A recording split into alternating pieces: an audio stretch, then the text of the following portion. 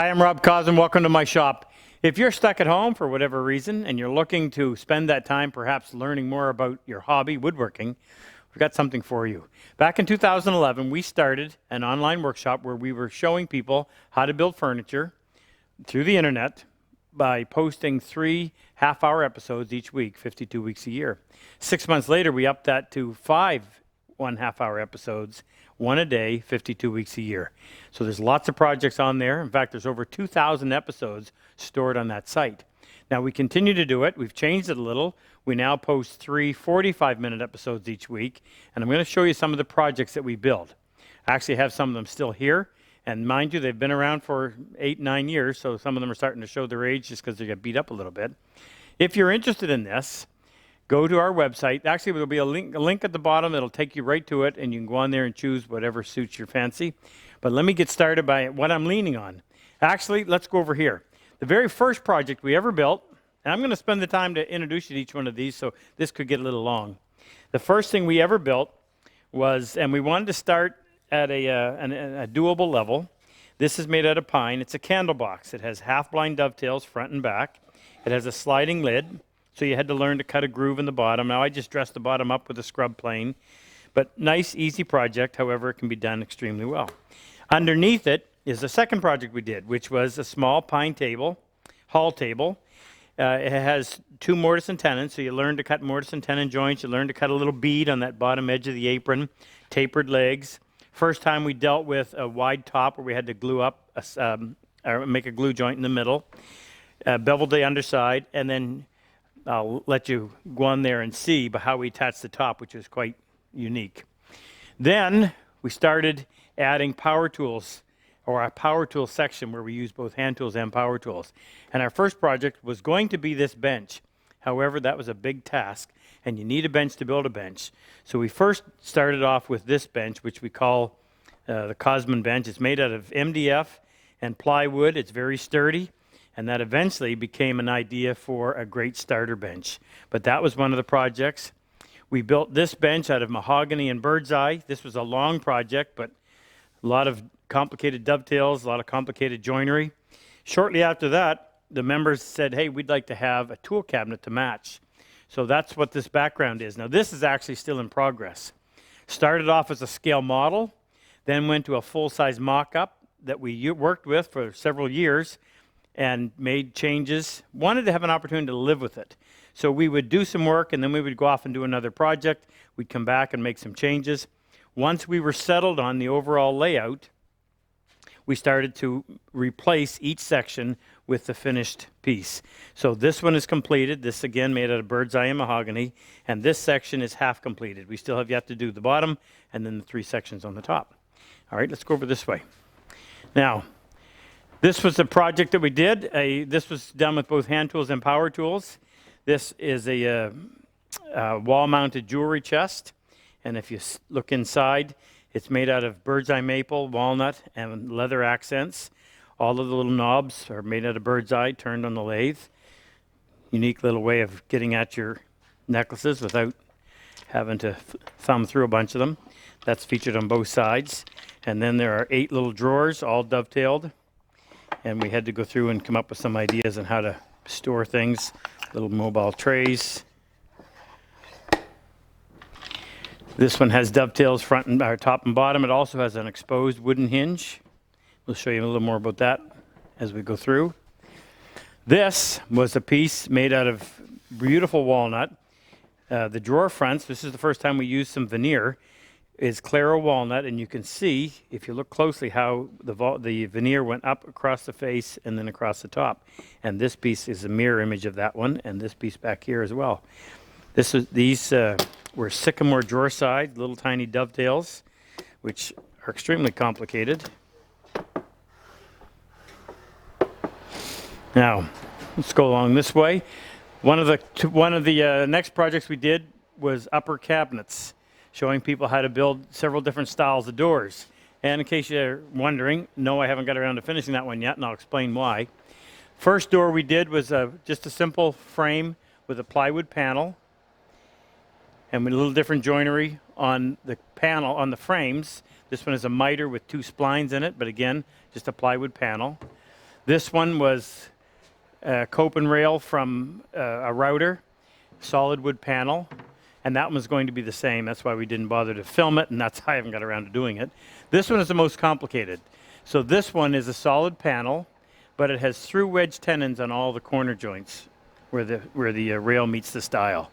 Took a little more time, but it's a really nice way of doing it. Then we did a bottom section, and the bottom section again involved doors and drawers. These drawers, the dovetails were brought all the way through, just a box and a hole, no hardware. And again, I had the same thing over here, and they're not quite finished, but we didn't need to film duplicates. This might be of interest to you. We decided to make a mobile tool cabinet. A lot of folks work in their garage and have to be able to share it with their wife's car. So it's a matter of putting your tools away at the end of the day and pushing it off into a corner. Personally, I travel and teach a lot, so I need to be able to take my tools with me, and it's a pain getting them around. So the outside of this case was made out of plywood, Baltic birch plywood. And exactly what happened, what I expect happened, they hit it with a forklift the very first time we moved it. So when I built this, I decided to screw all the interior parts in place so that when the outside got destroyed, I could eventually just make a new one, take all that interior and just put it in and screw it in, and away we go. This was also the first time that I ever dovetailed plywood, which actually turned out quite well. And then to reinforce it, I put dowels in opposing directions all along the side. It has casters on it, and those feet actually come off and go inside so that when you're shipping it, there's nothing for a forklift to run into except the side of the cabinet. Now, we open these. I lost the key to the lock first time I moved it. I don't know if I can reach down in here and lift that lock. All right, now let's show you how this works. Center section comes out.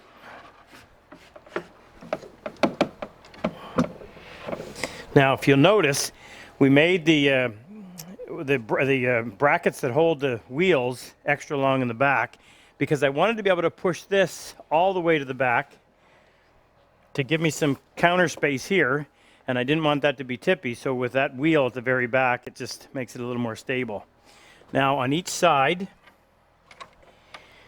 and we had to figure out a way to attach this so that it would stay tight, but keep it simple.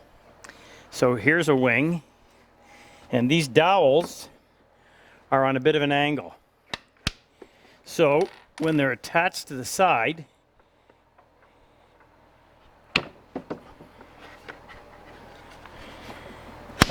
because of the angle, it stays tight.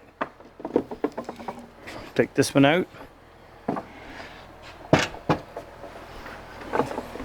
This one too is a bit of work in progress. I want a few more tools in it.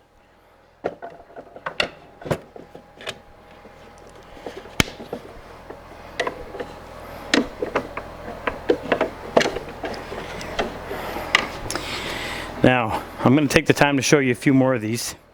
In here is my bench hook.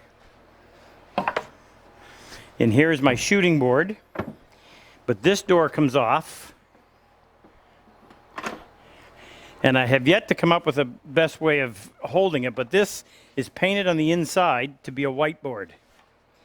Still looking for a great way of utilizing that. Over on this side, if you're working hand tools, you have to have a saw bench. So the door comes off. Pull the hinges in, and then tucked in here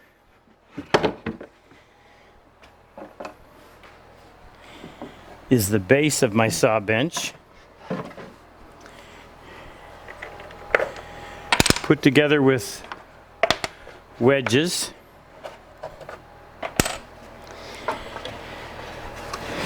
So these pieces fit in like so.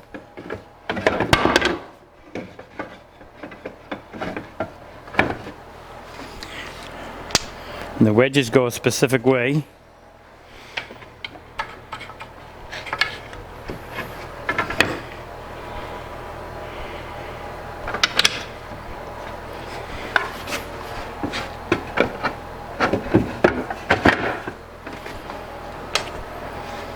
I always have to look at it to make sure it's going in the right way. And what's neat about this is when you snug them up, it becomes extremely solid and very strong. Now the door sits on 4 pins.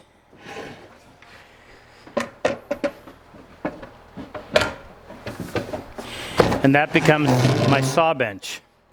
In here are all my dovetailing tools. There's all my screws, different sizes. Here's where all my sharpening gear is. We made this drawer a little bit different because the contents are so heavy. Instead of a traditional bottom, we used a plywood right on the bottom so I could set that and it wouldn't be damaged. Now the reason I say that, if you look at the bottom, the way a traditional drawer is, this piece is somewhat fragile if it's going to be beat around. Drawers typically aren't designed to be brought out and used as trays. So in this case, we had to do that. This was a late addition that a friend of mine made, and we haven't decided what we're going to put in there yet. So there's a mobile tool cabinet for you, if that interests you. We went on further. We spent a couple of months just before Christmas one year making wood hinge boxes. And if you've never seen these, this is a really neat way of putting a hinge on a box. It's completely hidden when it's closed and doesn't appear until it's open. So we went through different styles. That one's completely concealed. This one, you see it from the outside. Build the box, cut it in half, apply your hinge, and there's how it looks. And then here's one where we also dovetailed this one. This is bird's eye maple and ebony. This was fun. This was made by the way, I meant to tell you. So this was made entirely with hand tools, including sawing out all of the plywood. Actually, I forgot to show you a couple of the features here. So we tried to utilize the space as efficiently as possible. So here are my saws. Well, if your saws are dropping down in, then nothing up here can be used. So this is a saw till that allows you to take your saw out, put it back in, and then tip it in.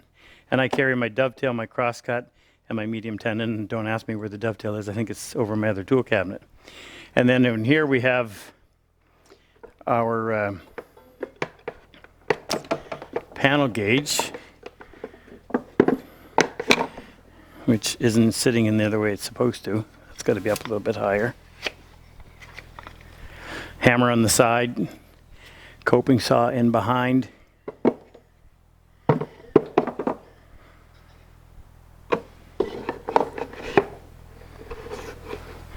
And over on this side, brace and bits.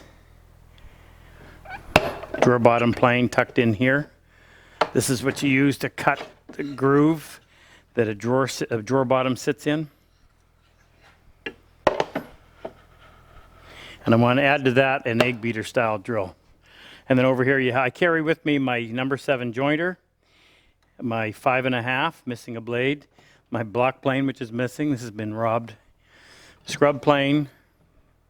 Shoulder plane sits in there. We've been taking stuff out. Two panel saws, a cross cut and a rip. My level sitting up on top. My selection of chisels held in place with magnets. My steel rule. Just about everything we need to do our class and actually to build a piece of furniture. So that was a hand tool project. This too was a hand tool project. Now this looks beat up, but it's been around a while. This is a replica of a 17th century French-Canadian traveler's chest. One of the most enjoyable projects I've ever built. Made from 2 big thick pieces of pine that are all hollowed out with a scrub plane and a special round bottom plane, and then shaped on the outside. Designed to carry the contents. I used to travel with this, and I could put about 3 days worth of clothes in here, believe it or not. We made the hardware. The bottom is floating, of course.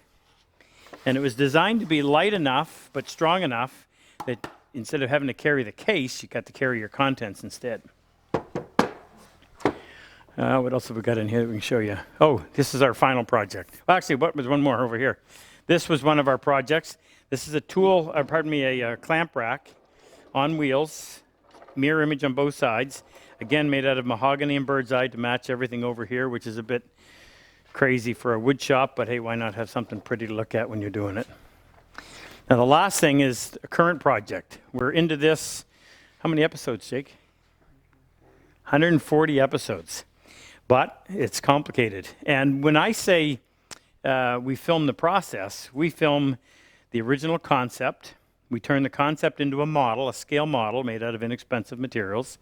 If it looks good at that stage, then we build a mock-up. So you can't see it, but behind me, and they're scattered around, we actually built the mock-up out of plywood and pine and just screwed it together, made sure we got the height the way we wanted, and worked out all the bugs that way with inexpensive material.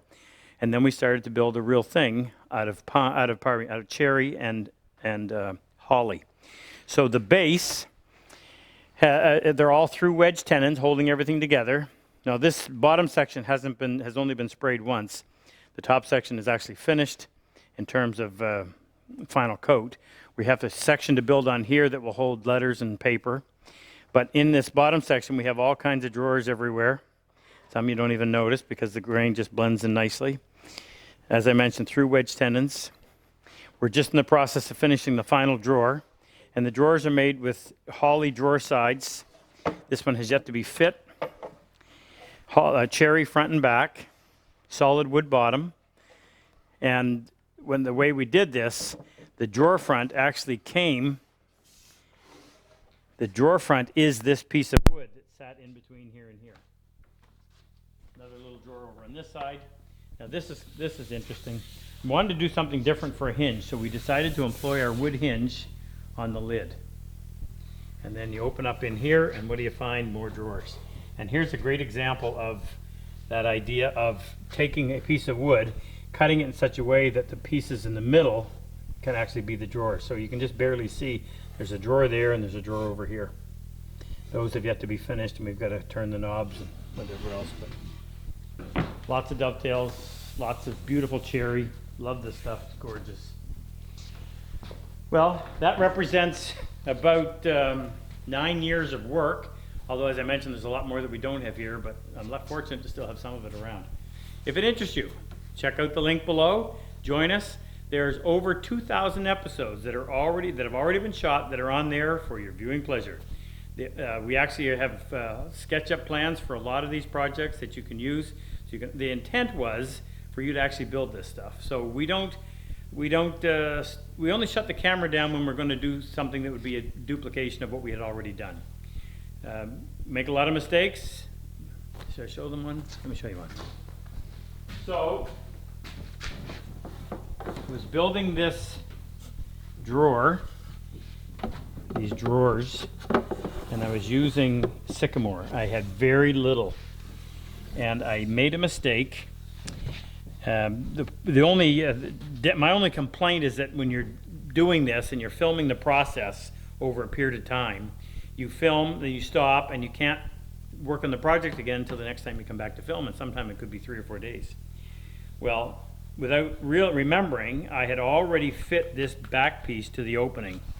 But we came in the next day, or the next time, and started to film. The first thing I did, I went over, took this to the shooting board, and started planing the end off.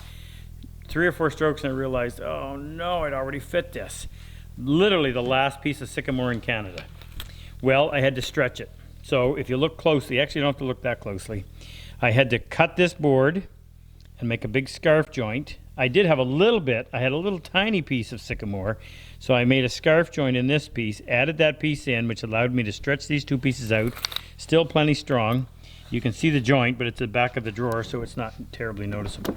So I could go through and probably find 3 or 4 major mistakes, or accidents we'll call them, in every one of these pieces. But being a craftsman, you have got to figure out a way to salvage that, and in some cases it means actually make a feature out of it instead of trying to hide it. Anyway, ton of fun. If you're looking for something to spend the time where you're actually going to benefit from it and learn a craft and enjoy a process that is so calming, so enjoyable, join us. And please check out our Purple Heart project. This membership that I'm telling you about, we give it free to any combat wounded veteran. All he has to do is contact us directly, and we will provide him with a lifetime membership so that they can enjoy this. The least we owe them. Anyway, be safe, be healthy. Hope to see you soon on our online workshop.